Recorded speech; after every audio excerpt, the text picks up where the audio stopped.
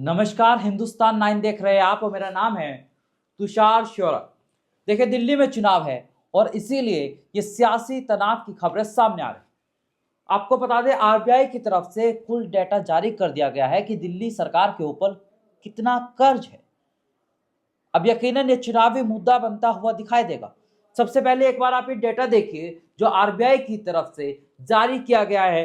कर्ज की अगर बात करें तो सन 2020 में दिल्ली सरकार के ऊपर 3,631 करोड़ का कर्ज था और अब 2025 मार्च तक जो अनुमानित कर्ज है वो है 15,881 करोड़। यानी कि अगर मैं इन 5 सालों में कर्ज की बढ़ोतरी की बात करूं, अगर नंबर में बात करें तो 12,250 करोड़ का कर्ज महज 5 सालों में दिल्ली में बढ़ा है और प्रतिशत 337%। ये कर्ज जो दिल्ली सरकार के ऊपर बढ़ा है, यकीनन अब ये जो कर्ज है इसका भुगतान दिल्ली वालों को ही करना होगा। अब ऐसे में सवाल उठते ये है कि जो दिल्ली चुनाव से पहले दिल्ली के पूर्व मुख्यमंत्री अरविंद केजरीवाल और दिल्ली की मुख्यमंत्री आतिशी मार्लेना ने ऐलान किया था कि महिला सम्मान योजना हर महिलाओं के अकाउंट में 2500 रुपए महीना आएगी। जब दिल्ली में इतना कर्ज हो रहा है तो महिलाओं के अकाउंट में पैसे कहां से आएंगे? इसका पैसा कहां से आएगा? अगर दिल्ली का अकाउंट डिफिसिट में चला गया तो क्या होगा? दिल्ली देश की राजधानी है और देश की राजधानी आज तक इतिहास में कभी भी डिफिसिट में नहीं गई, सरप्लस में रही। ऐसे में सवाल उठने लाजमी है उस केजरीवाल से जो केजरीवाल खुद को जादूगर बताते हैं योजना को लागू करते।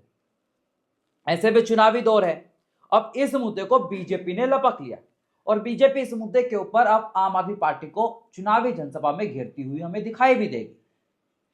फिलहाल शीश महल का मुद्दा तो बीजेपी के सामने था ही, जिसके तहत वो आम आदमी पार्टी को घेर रही थी, और शराब घोटाला।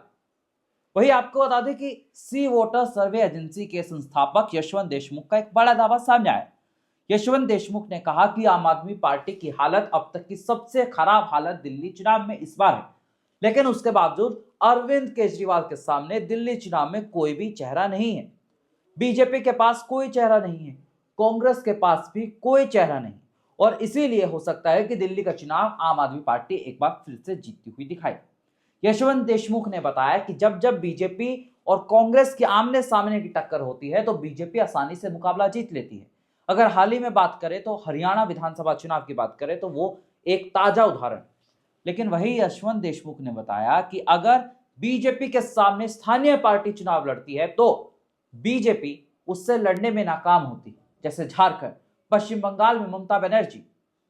यकीनन ये सब एनालिसिस जो यशवंत देशमुख ने दिया है उसके मुकाबले देखा जाए तो दिल्ली में आम आदमी पार्टी की स्थिति खराब जरूर है, लेकिन एक बार फिर से हो सकता है कि दिल्ली में आम आदमी पार्टी की सरकार बनती हुई दिखाई दे।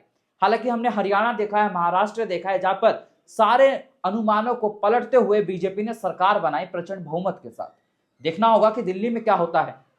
लेकिन वही नई दिल्ली से कांग्रेस उम्मीदवार संदीप दीक्षित आम आदमी पार्टी के प्रमुख अरविंद केजरीवाल और सीएम आतिशी मार्लेना और संजय सिंह के ऊपर मानहानि का केस दर्ज करने की बात कर रहे हैं। आपको बता दें, संदीप दीक्षित का पुराना एक किस्सा है अरविंद केजरीवाल से। जी हाँ, बिल्कुल, अरविंद केजरीवाल ने शीला दीक्षित को हराया था 2013 विधानसभा चुनाव में, और इसीलिए अब संदीप दीक्षित चाहते हैं कि वो अरविंद केजरीवाल को हराकर अपना बदला ले। लेकिन बड़ी बात यह है, अगर संदीप दीक्षित चुनावी मैदान में इतना डटकर खड़े हैं तो क्या इससे सीधा सीधा फायदा बीजेपी के प्रवेश वर्मा को होगा? क्या प्रवेश वर्मा इस सीट को निकालते हुए दिखाई देंगे? क्योंकि अगर संदीप दीक्षित अच्छा मुकाबला लड़ते हुए दिखाई देंगे तो इसका साफ तौर पर मतलब यही होगा कि संदीप दीक्षित ने आम आदमी पार्टी यानी अरविंद केजरीवाल का नई दिल्ली सीट पर वोट काटा और सीधा फायदा इसका बीजेपी को होता हुआ दिखाई दे। खैर, ये तो चुनावी नतीजे बताएंगे, लेकिन फिलहाल बड़ी बात यह है कि जो आरबीआई का डाटा आया है, आरबीआई का डाटा साफ तौर पर बता रहा है कि आम आदमी पार्टी की राहें अब आसान दिल्ली में नहीं होने वाली है। ऐसे देश दुनिया की तमाम बड़ी खबरों के लिए देखते रहिए हिंदुस्तान 9।